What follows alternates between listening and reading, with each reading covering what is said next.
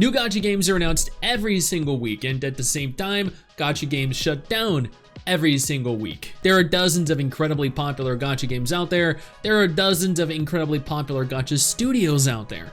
One studio in specific, well, actually there are several studios. Microsoft are attempting to dethrone Genshin Impact by investing into dozens, hundreds of different studios in an active effort to produce something that is of Genshin quality, and have failed to for the last, I think, 3 or 4 years now. Microsoft announced earlier this week that they were looking to invest into companies that could create for them what Genshin Impact has created for Sony, creating an Xbox exclusive Genshin Impact killer, as it were.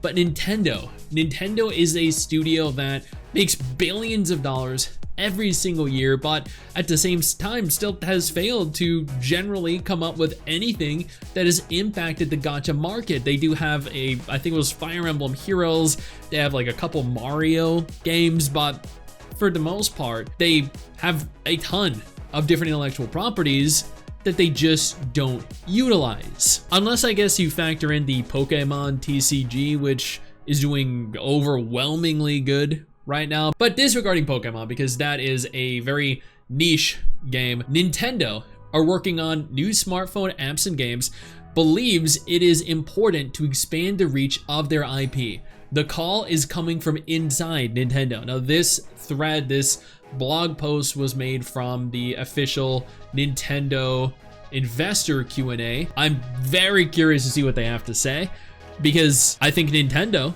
with the IPs that they have, or even if they opt to go away from the currently owned and operated IPs, I think they have the capability to produce something that could truly shake up the gacha genre, maybe even revolutionize it, maybe combat the titans of the industry that exists right now. Nintendo has had a number of smartphone games and apps over the years, and it seems they're going to continue those efforts in a considerable fashion going forward. During their most recent fiscal Q&A, Nintendo was asked about their approach to smartphones, as many people play their first games on mobile devices. And honestly, I don't know how many of you know this, but a lot of the gacha market happens to exist within Japan. A lot of the most lucrative games earn an incredible amount, an exorbitant amount of money from Japan.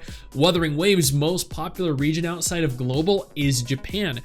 Uma Musume, Heaven Burns Red, there's so many gacha games that are Japanese exclusives that make $30-40 million every single month. That is the region that Fate Grand Order is popular in. Japan is one of the biggest hubs for gacha games, mobile games in general, in the world.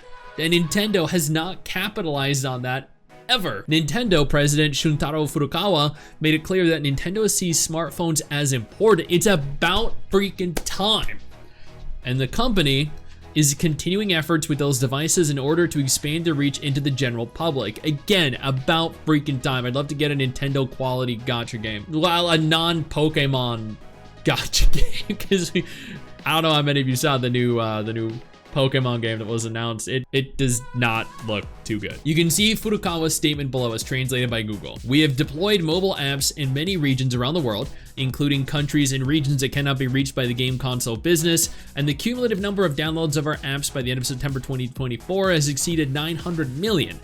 We believe that this has increased the opportunities for many people to come into contact with our IP and characters. Currently, we operate 3 games: Fire Emblem Heroes, which is the Fire Emblem game that I mentioned earlier, Mario Kart Tour, and Super Mario Run, which are the Mario games that I mentioned earlier. In addition, we jointly develop and operate Pikmin Bloom, a Pikmin game. Okay, I've never heard of Bloom though. Distributed by Niantic. Operation and service of Animal Crossing Pocket Camp, which shut down.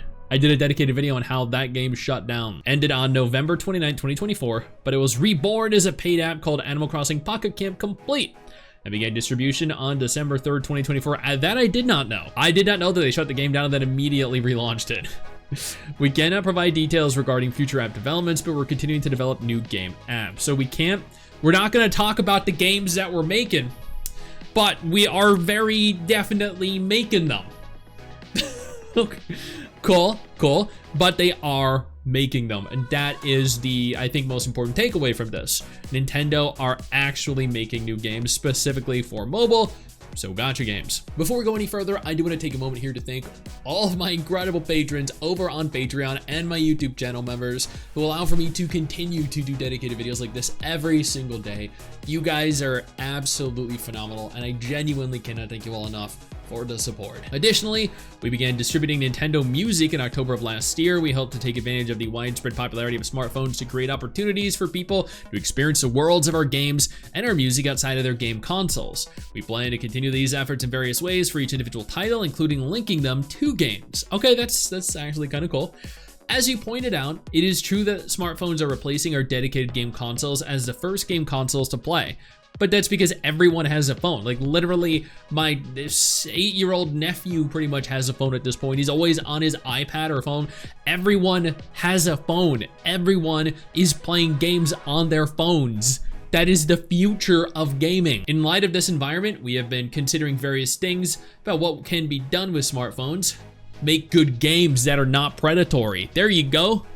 Easy, and we will continue to do so in the future. In last year's management policy briefing, in the explanation of expanding the population that comes into contact with the Nintendo IP, we mentioned that we're using theme parks, official stores, videos, and mobile to get people interested in our core business of dedicated game consoles. So they're using theme parks, official stores, videos, and mobile devices and mobile games to try and force you coerce you into playing their consoles, or their games on their own console.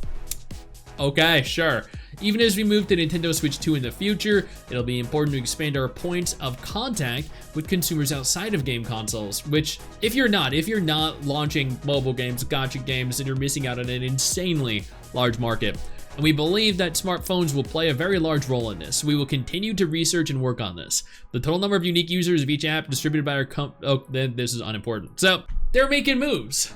They're considering making new games in their own IP. They didn't mention new non-currently established IPs, but they are looking to interconnect them with theme parks, with video games, official stores. This could be really cool. This could be really big.